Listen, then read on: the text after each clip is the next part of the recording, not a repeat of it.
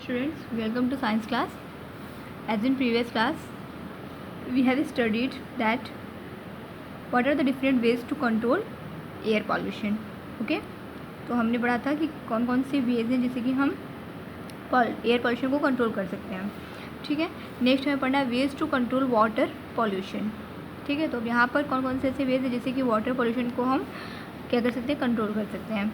First है we should not throw garbage and poisonous chemical in water bodies.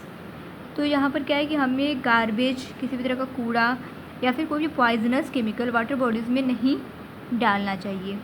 ठीक है, industrial waste और domestic sewage should be treated reprocessed before it is discharge into rivers. और जो भी industrial waste निकल रहा है या फिर डोमेस्टिक सीवेज घर से जो भी निकल रहे हैं कचरे, तो इसे क्या करना चाहिए कि फ़र्स्ट ऑफ ऑल हमें ट्रीट करना चाहिए. ट्रीट करके रीप्रोसेस करके उसमें से जो भी टॉक्सिक मटेरियल है उसको हमें अलग कर देना चाहिए. उसके बाद जो फ्री फ्रॉम टॉक्सिक जो निकल रहा है सीवेज, उसको क्या करना चाहिए, डिस्चार्ज करना चाहिए रिवर में. ठीक है, तो टॉक्सिक जितने भी इसमें है जो केमिकल्स वगैरह या फिर जो भी टॉक्सिक मटेरियल्स हैं उनको क्या करना है, यहाँ पे रीप्रोसेस करके निकाल देना है. ठीक है, उसको फिर से ट्रीट करना है, मतलब ट्रीट करने के बाद फिर जो क्लीन बचा है उसको रिवर में डिस्चार्ज करना है. नेक्स्ट क्या है, natural insecticide such as bioneem should be used since it does not harm the environment. और जहाँ तक बात है कि जो इंसेक्टिसाइड्स वगैरह का हम यूज़ करते हैं किसी भी प्लांट्स वगैरह पे या फील्ड में किसी भी क्रॉप पे, तो हमें नेचुरल इंसेक्टिसाइड का यूज़ करना चाहिए. क्योंकि केमिकल जो इंसेक्टिसाइड होते हैं वो वाटर के थ्रू सॉइल को भी पॉल्यूट करते हैं और फिर अगर वो बह के पानी में चले गए, रिवर में चले गए, तो वो पूरे पानी को भी क्या करते हैं, पॉल्यूट कर देते हैं, हार्म पहुंचाते हैं हमारे एनवायरनमेंट को. तो इसलिए हमें नेचुरल इंसेक्टिसाइड का यूज़ करना चाहिए, जैसे कि बायोनीम. ठीक है, क्योंकि ये जो है इससे कोई भी एनवायरनमेंट के कोई भी हार्म नहीं पहुंचता है, ये हार्मफुल नहीं है, इसलिए इसका हम यूज़ कर सकते हैं, इन्वायरमेंट फ्रेंडली है. ठीक है, नेक्स्ट हमारा है traditional natural fertilizers like animal dung and compost should be preferred over chemical fertilizers. Farmer should be made aware that chemical fertilizers are harmful for soil. तो जो भी ट्रेडिशनल नेचुरल फर्टिलाइजर्स है जैसे कि एनिमल डंग हुआ, गोबर वगैरह जो मतलब यूज़ करते थे गाँव में लोग, खेतों में डालते थे खाद की जगह पे जिसका यूज़ करते हैं, तो हमें वो यूज़ करना चाहिए क्योंकि नेचुरल फर्टिलाइज़र है और ये डिकम्पोज हो जाता है और ये हमारे सॉइल की फर्टिलिटी को भी इंक्रीज़ करता है. तो इसको हम अगर प्रेफर करते हैं केमिकल ओवर केमिकल फर्टिलाइज़र, तो ये हमारे एनवायरनमेंट के लिए अच्छा है. तो इससे हमारे वाटर भी पॉल्यूट नहीं होगा और हमारा एनवायरनमेंट भी पॉल्यूशन फ्री हो जाएगा. तो ये हमें केमिकल जो फर्टिलाइजर्स है वो क्या वॉश डाउन होकर रिवर्स में चले जाते हैं और जो केमिकल है वो रिवर वाटर के थ्रू हमारे बॉडी के अंदर जाते हैं और एनिमल बॉडी के अंदर जाते हैं, जिससे कि बहुत सारी डिजीज़ होती हैं. ठीक है, तो इसलिए हमें नेचुरल फर्टिलाइज़र का यूज़ करना चाहिए. Farmer should be made aware that.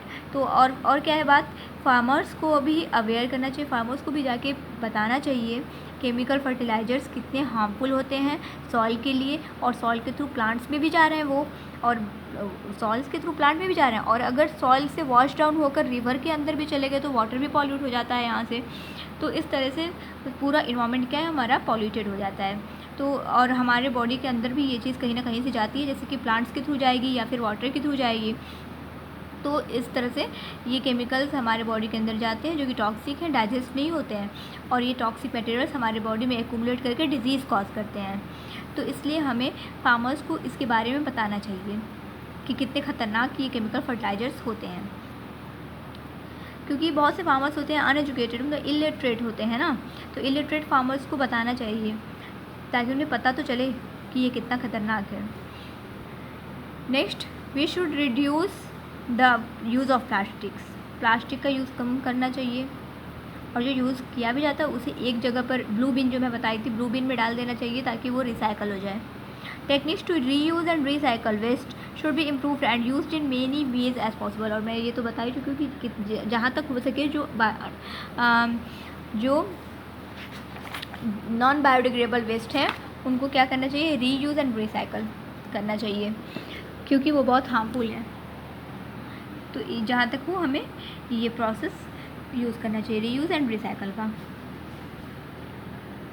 Veg to control soil pollution. Next हम सॉइल पोल्यूशन को कैसे कंट्रोल कर सकते हैं ये देखते हैं। Most of the steps that we need to take for controlling soil pollution are the same as for controlling water pollution. तो ज़्यादा से ज़्यादा स्टेप जो ये हमने पढ़ा है उससे ही क्या है, सॉइल पोल्यूशन को भी हम रोक सकते हैं। ठीक है, सेम है ये वाटर पोल्यूशन सॉइल पोल्यूशन के लिए। ठीक है, नेक्स्ट है factory waste should be reprocessed before it is released in low lying areas. Factory waste जो भी निकल रहे हैं उन्हें रीप्रोसेस में अभी वहाँ पर भी बताई थी, उसको क्या करना चाहिए कि पहले ट्रीट करना चाहिए। जब उसको मतलब जैसे ही डिस्चार्ज हम कर रहे हैं फैक्ट्री से तो उसको पहले हमें रीट्रीट करना चाहिए, तब उसको हमें डालना चाहिए, कहीं भी डिस्चार्ज करना चाहिए, तभी तो जो टॉक्सिक मटेरियल उन्हें हम क्या करेंगे, अलग कर देंगे। More trees should be planted to prevent soil erosion. और सॉइल इरोजन को बचाने के लिए एक तरह से सॉइल इरोजन भी क्या है, सॉइल पॉल्यूशन ही है। क्या होती है, हमारी फर्टाइल लेयर रिमूव हो जाती है, जो फर्टाइल अपर लेयर होती है तो वो क्या होती है, रिमूव होकर बाई विंड या वाटर के थ्रू ये रिमूव हो जाती है, वही उसी को बोलते हैं हम सॉइल इरोजन। तो इससे हमारी फर्टिलिटी सॉइल की ख़राब हो जाती है और हमारी ज़मीन बंजर हो जाती है। तो इसे भी प्रिवेंट करने के लिए हमें क्या करना चाहिए, ज़्यादा से ज़्यादा पेड़ लगाने चाहिए।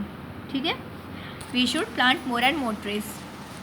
तो ये इससे ये क्या है, सॉइल इरोजन को भी हम प्रिवेंट कर सकते हैं। नेक्स्ट हमारा ways to control noise pollution. अब नॉइज़ पोल्यूशन को कैसे कंट्रोल किया जा सकता है, machinery should be designed in such a way that they make less noise. तो ऐसी मशीनरी को बनाना चाहिए, इस मतलब कंडीशन में डिज़ाइन करना चाहिए कि उससे नॉइज़ बहुत कम हो, ज़्यादा ना निकले। कोई भी मशीनरी को बनाने में ये ध्यान रखना चाहिए। नेक्स्ट हमारा है loud speakers blaring out loud music and powerful stereo systems in cars are already prohibited by law. तो जैसे कि हम लोग जानते हैं कि पहले ही लॉ के थ्रू मतलब क्या ये बैन लगा दिया गया। मतलब ये नहीं है कि ज़्यादा तेज़ अब ये लाउड स्पीकर का यूज़ नहीं कर सकते हैं, ज़्यादा तेज़ आवाज़ में कहीं पे नहीं इसका यूज़ कर सकते हैं, क्योंकि ये पहले ही क्या है, हमारे कानून में नहीं है। अगर इसे करते हैं तो हमारे पर कोई भी मतलब कानून फैसला कर सकती है, मतलब कोई भी एक्शन ले सकती है। तो ये पहले ही प्रोहिबिट कर दिया गया है। ठीक है, कि लाउड स्पीकर्स को बहुत ज़्यादा तेज़ नहीं और लाउड म्यूज़िक बहुत ज़्यादा तेज़ आवाज़ में कोई नहीं सुन सकता है। ठीक है, या फिर पावरफुल स्टोरेज सिस्टम जो कार में होता है उसे नहीं यूज़ कर सकता है। तो ये पहले से ही प्रोहिबिटेड, लेकिन अभी भी लोग मानते कहाँ हैं, लोग चलाते ही हैं। ठीक है, लेकिन ये डरना चाहिए कि हाँ अगर मान लो कोई एक्शन ले लिया तो फिर दिक्कत हो जाएगी। This law should be enforced more strictly. देखो यहाँ बोला भी गया है, तो इस लॉ को जो ये लॉ मतलब बन तो गया है कानून यहाँ पर, लेकिन इसको स्ट्रिक्टली हमें लाना चाहिए ताकि सब लोग डरें। अगर ये स्ट्रिक्टली नहीं फॉलो किया जाएगा तो फिर लोग डरेंगे नहीं, तो इसको हमें स्ट्रिक्टली वो करना चाहिए। नेक्स्ट हमारा है no horn zones should be created near hospitals, schools etcetera. और नो हॉर्न जोन्स बनाने चाहिए कहाँ पे, हॉस्पिटल के पास, स्कूल के पास, क्योंकि वहाँ पे बहुत ज़्यादा साउंड हो, नॉइज़ अगर होगा तो डिस्टर्बेंस क्रिएट होगी।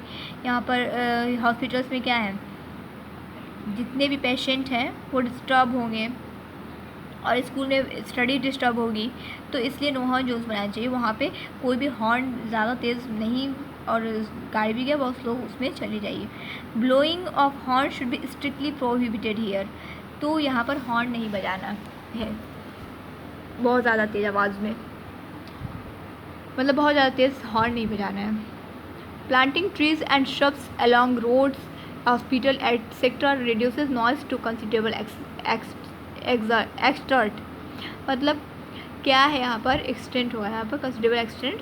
प्लांटिंग ट्रीज एंड श्रब्स, जितने भी ट्रीज़ अगर हम रोड साइड में लगाते हैं तो वो क्या है ना, साउंड को एब्जॉर्ब करते हैं। ठीक है, हमें जितने भी ऑब्जेक्ट रहते हैं हमें पता है कि वो साउंड को ऑब्जर्व करते हैं। तो साउंड जितने भी ट्रीज़ अगर शब्द हम लगाते हैं तो साउंड बहुत ज़्यादा नॉइज़ यहाँ पर नहीं होगी। तो इस वजह से हमें ज़्यादा से ज़्यादा पेड़ लगाने चाहिए। इसका तो बहुत फ़ायदा है पेड़ लगाने का, एयर पॉल्यूशन से भी बचे रहेंगे, हम भी हेल्दी रहेंगे हम लोग भी, और यहाँ पर नॉइज़ पोल्यूशन भी नहीं होगा। तो प्लांटिंग ट्रीज़ तो मतलब बहुत ही अच्छा वे है, मतलब तीनों में देखा गया है कि तीनों के लिए ये बेनिफिशियल है। तो ज़्यादा से ज़्यादा पेड़ हमें लगाने चाहिए अगर हमें अपने एनवायरनमेंट को पॉल्यूशन फ्री करना है। तो ये चैप्टर हमारे यहाँ पर कंप्लीट हो गया। अब यहाँ पर देखो दिया state whether the following statements are true और फॉल्स। ये आप खुद से ट्राई करना, फिर मैं इसे अपलोड भी कर दूँगी करके।